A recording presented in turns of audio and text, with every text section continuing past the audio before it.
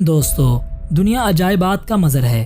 آپ جہاں سے بھی اینٹ اٹھا کر دیکھ لیں وہاں کچھ نہ کچھ عجیب دکھائی دے گا۔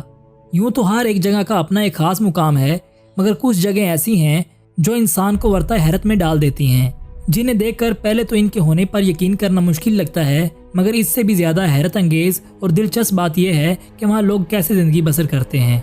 آج ہم اپنی اس ویڈیو میں ایک ایسے ہی عقل کو دنگ کر دینے والے شہر کے بارے میں ذکر کریں گے جو صدیوں پہلے اپنا ایک الگ ہی مقام رکھتا تھا، جسے ایل ڈراڈو نام سے جانا جاتا ہے۔ یہ شہر ساؤتھ امریکہ کی اسٹیٹ ٹیکساس میں واقع ہے۔ ایک تحقیق کے مطابق جب یہ شہر آباد تھا تو اسے سونے کا شہر بھی کہا جاتا تھا، لیکن سوال یہ ہے کہ آخر اس شہر کے ساتھ ایسا کیا ہوا کہ یہ اپنی لاجواب اہمیت کھو بیٹھا۔ تو ناظرین اکرام، آج سے 2000 سال قبل جب یہ نیاب شہر آباد تھا تو اس شہر کے کچھ عجیب و غریب اصول تھے۔ کہانی شروع ہوتی ہے راجہ ریلارڈ سے۔ تاریخ میں ملتا ہے کہ یہ وہ واحد بادشاہ تھا جو 10 سال کی عمر سے لے کر موت آنے تک کسی نہ کسی جنگ کا حصہ رہا، اور اس بادشاہ کی موت بھی ایک جنگ کے دوران واقع ہوئی۔ اس شہر میں رہنے والے قبائل میں سے ایک قبیلہ مسیکا نامی قبیلہ تھا۔ اس قبیلے کا اصول ہوا کرتا تھا کہ جب بھی کسی کو راجہ چنا جاتا تو اس کے ساتھ کچھ عجیب و غریب حرکات کی جاتی۔ چنے جانے والے بادشاہ یعنی راجہ کے جسم کے سارے بال نوچ لیے جاتے۔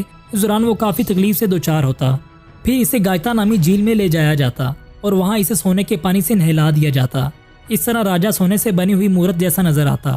اس دوران راجہ کی جسم کو مختلف جگہوں سے کاٹا بھی جاتا تاکہ راجہ آئندہ آنے والی تکلیفوں کو آسانی سے برداشت کر سکے، جبکہ ایک اور معتبر کتاب کے مطابق چنے جانے والے راجہ کو سونے کے زیورات سے لاد کر جھیل کے بالکل وسط میں لایا جاتا اور وہاں اس کے تمام زیورات کو اتار کر جھیل میں پھینک دیا جاتا، اور یہ عمل ہر 2 دن بعد دہرایا جاتا۔ اس طرح اس جھیل میں کافی صدیوں تک سونا پھینکا جاتا رہا۔ یہی وجہ تھی کہ اس جھیل کے تہہ ہیرے جوہرات سے بھر گئی۔ ناظرین، جھیل میں سونے کی مقدار اس قدر بڑھ گئی کہ اس شہر کو سونے کے زیورات کے طور پر مخصوص کر دیا گیا۔ راجہ کے آس پاس کے علاقوں کو عالی شان محل کے طرز پر سجایا گیا۔ اس کے علاوہ کہا جاتا ہے کہ شہزادے کے پاس سونے کے پہاڑ ہوا کرتے تھے، جس کو اس شہزادے نے شہر کے مختلف جگہوں میں چھپا رکھا تھا، حتیٰ کہ اس کے وزیروں کو بھی ان پہاڑوں کا علم نہ تھا۔ دوستو، ابھی اس کو بادشاہ بنے کچھ سال ہی گزرے تھے کہ دوسرے جزیرے پر قبضے کے دوران یہ شہزادہ اپنی جان سے ہاتھ دھو بیٹھا۔ اس کے ساتھ ہی اس شہر کو ایک خطرناک بیماری نے گھیر لیا، جس نے دیکھتے ہی دیکھتے ہزاروں زندگیاں نگل لیں، اور جلد ہی یہ شہر ویران ہو گیا، اور پھر اس نامور شہر کو جنگلات نے گھیرے میں لے لیا۔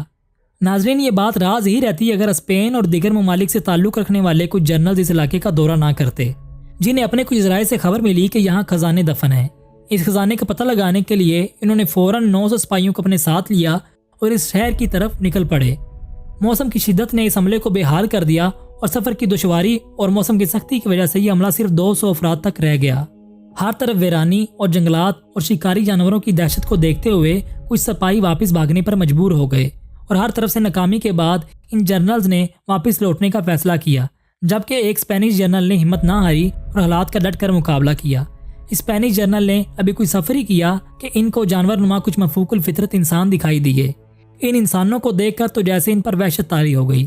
انہوں نے سوچا کہ شاید یہی وہ واحد ذریعہ ہے جس کی مدد سے ہم خزانے تک پہنچ سکتے ہیں، لہٰذا انہوں نے فیصلہ کیا کہ ان کا تعاقب کیا جائے۔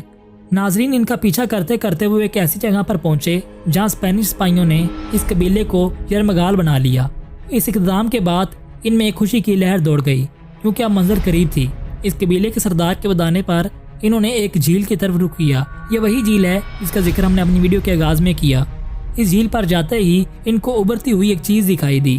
جب مزید کوشش کی گئی تو پتہ چلا کہ یہ وہی خزانے ہیں جو صدیوں پہلے راجہ اس جھیل میں بہایا کرتا تھا۔ اس کو دیکھتے ہوئے اسپینش جنرل نے مزید کھدائی کا حکم دیا۔ اس کے سپاہیوں نے اس جھیل کے آس پاس کی کھدائی شروع کر دی۔ اسپینش جنرل نے اس شہر کا بیشتر حصہ صرف اس نیت سے کھود ڈالا قیمتی خزانہ اس کے ہاتھ آ جائے گا، مگر بھرپور محنت کے باوجود یہ کوئی خاص کامیابی حاصل نہ کر سکا، اور یہ جنرل پتہ لگانے سے قاصر رہا کہ راجہ نے اپنا خزانہ کہاں چھپا رکھا ہے۔ لیکن اس کے ساتھ ساتھ اس کو انفرادی طور پر یہ کامیابی ضرور حاصل ہوئی کہ جھیل میں موجود سینکڑوں کلو گرام کا سونا اس کے حصے میں آ گیا، لیکن ابھی بھی وہ باقی ذخائر سے مایوس تھا۔ دوستو، کہا جاتا ہے کہ آخرکار اس نے مایوسی کے عالم میں وطن واپسی کا فیصلہ کیا، اور اس واقعے کے بعد یہ جنرل اتنا مایوس ہوا کہ دوبارہ کبھی اس نے وہاں کا رخ نہیں کیا۔ ناظرین، آج بھی یہ علاقہ موجود ہے اور موجودہ دور میں اس کو کولمبیا کہا جاتا ہے، لیکن ہزار سائنسدان آئے اور کھوج لگانے کا فیصلہ کیا، لیکن ناکامی ہی سب کا مقدر بنی۔ آج تک کوئی بھی انسان پتہ نہ لگا سکا کہ شہزادے کا خزانہ کہاں دفن ہے۔ جو اپنی مثال آپ ہیں، کولمبیا کا خزانہ بھی انہی خزانوں میں سے ایک خزانہ ہے، اور شاید اب یہ خزانہ ہمیشہ کے لیے دفن ہو چکا ہے، جس کی اب باقیات بھی باقی نہیں رہی۔ امید کرتے ہیں آپ کو یہ ویڈیو اچھی لگی ہوگی۔ اگر ویڈیو پسند آئے تو اسے لائک کر کے چینل کو ضرور سبسکرائب کریں۔